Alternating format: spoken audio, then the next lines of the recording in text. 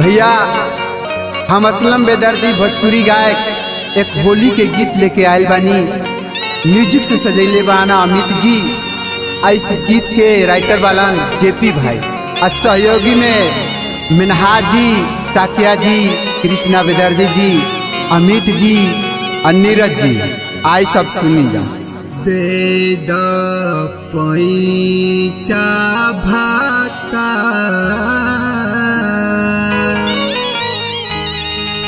ए सखी होलिया में आप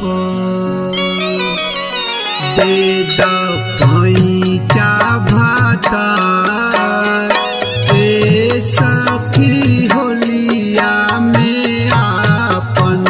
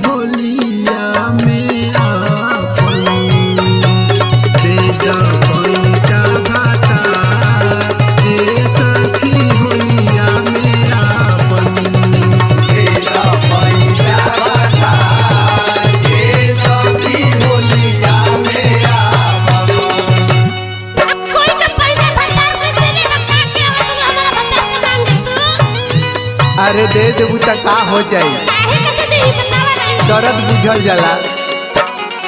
हमारे बलमुआ के मरले बाजार हो, मरले बाजार सखी मरले बाजार हो। चढ़ते फागुन ओकर होत नइखे खाड़ हो,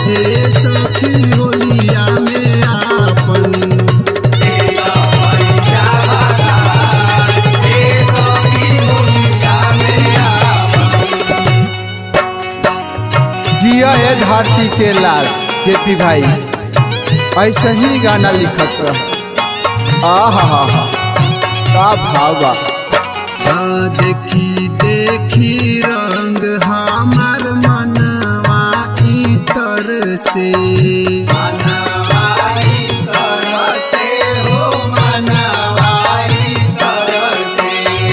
पियावा ना हाथ मोर कमरियो पर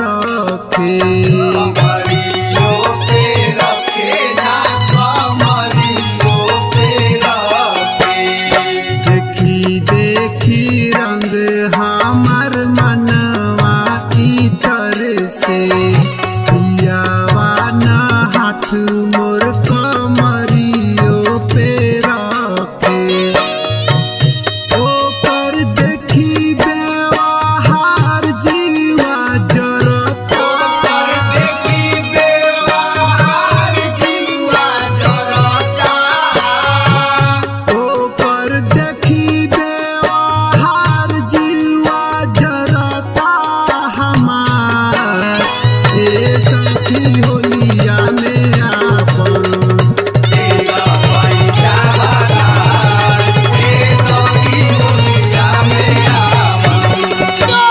दे द पैसा बता ए सखी होलिया में आपन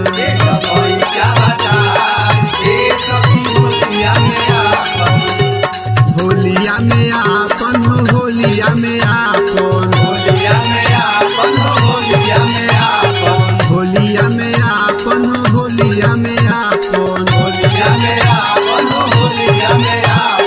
हमरे बलमुआ के मरले बाजार हो दौड़ते फागुना ओकर होत लेके खार हो